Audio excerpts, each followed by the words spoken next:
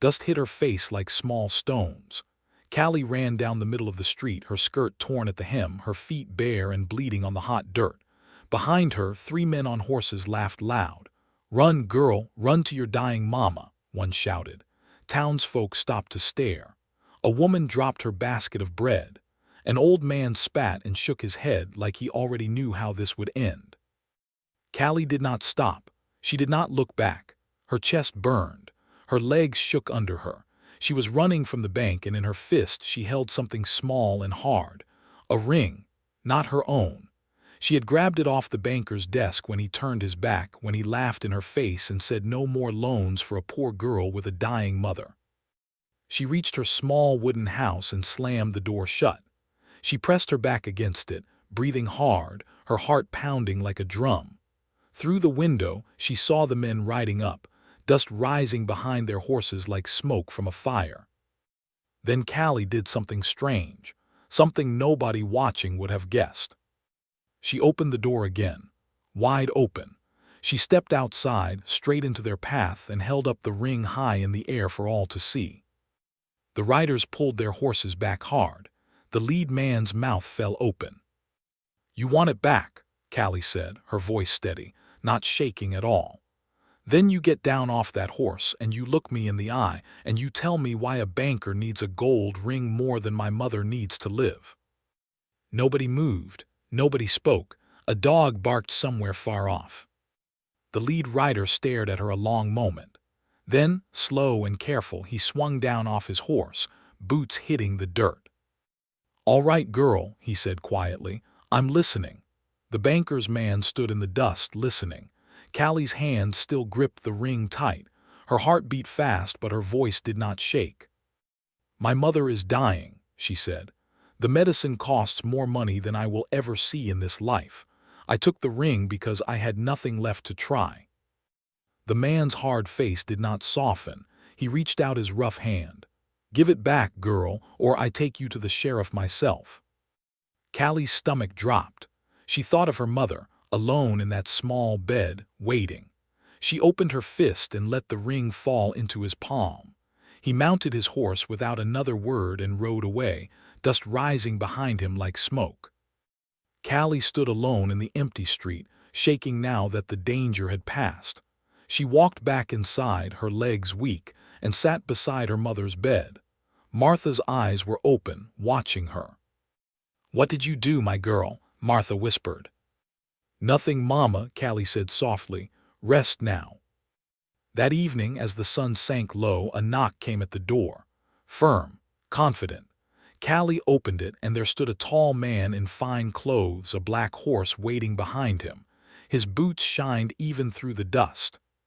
"Miss Callie Rose," he said, his gray eyes sharp and steady. "I heard what happened at the bank today. I heard about your mother." Callie's chest tightened. "What do you want, sir?"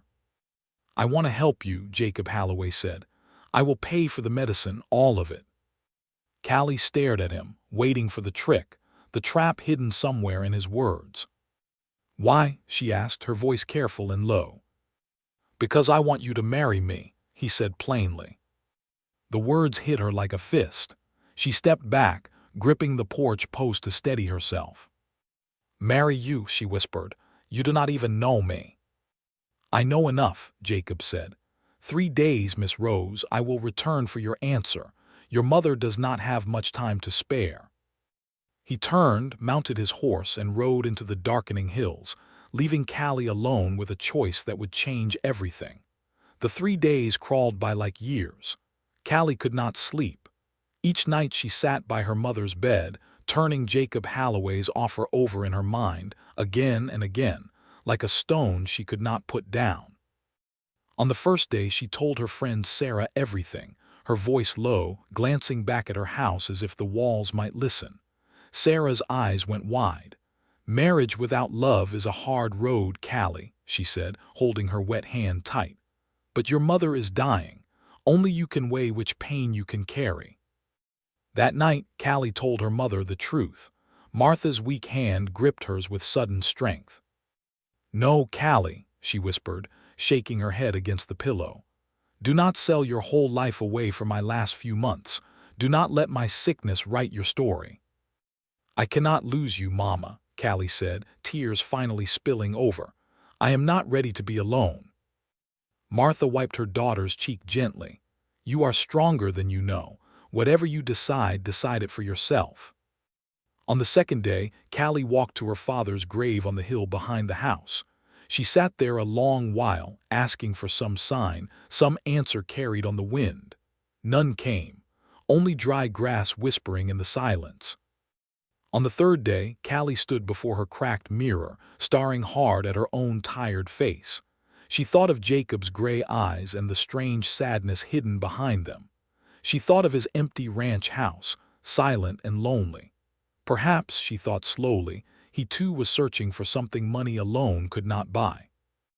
As the sun sank low, painting the sky orange and purple, she heard hoofbeats on the dusty road. Her heart pounded hard against her ribs. She stepped onto the porch and watched Jacob Holloway dismount, exactly as the 3 days ended. I have come for your answer, Miss Rose, he said quietly, his eyes searching her face. Callie took a slow breath. She looked him straight in the eye and opened her mouth to speak the words that would change her whole life forever. I will marry you, Mr. Holloway, Callie said, her voice steady though her hands trembled. But hear my conditions first. My mother comes to live with us. She gets the best doctor money can bring for as long as she needs him, and you must never be cruel to her nor to me. I agree to this for love of my mother, not for your money. If you forget that, I will leave, whatever it costs me. Jacob's gray eyes softened, something like respect rising in them. I give you my word, he said quietly.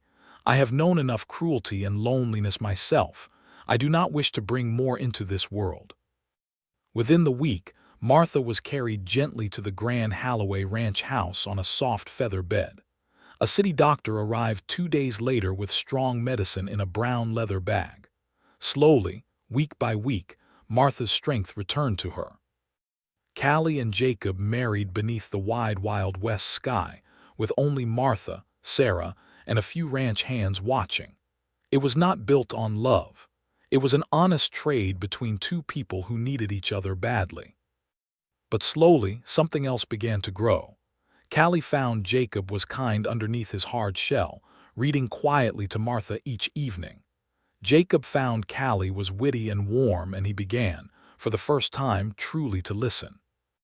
One evening, nearly a year later, Callie sat beside Jacob on the porch, watching the sun sink gold behind the hills. Martha hummed softly nearby, knitting in her chair. Do you regret our bargain? Jacob asked quietly. Callie thought a long moment. No, she said, and meant it fully. I came to you for my mother's sake, but I stayed because I found I love you too, for your own sake now. Jacob took her hand gently, like something precious. And I love you, Callie rose, truly, not as the bargain I once offered, but as the finest thing that ever happened to me. Beneath that endless sky, with her mother well and her heart open at last, Callie understood a simple truth. The hardest choices we make often lead us, quietly, to the greatest happiness we could ever find.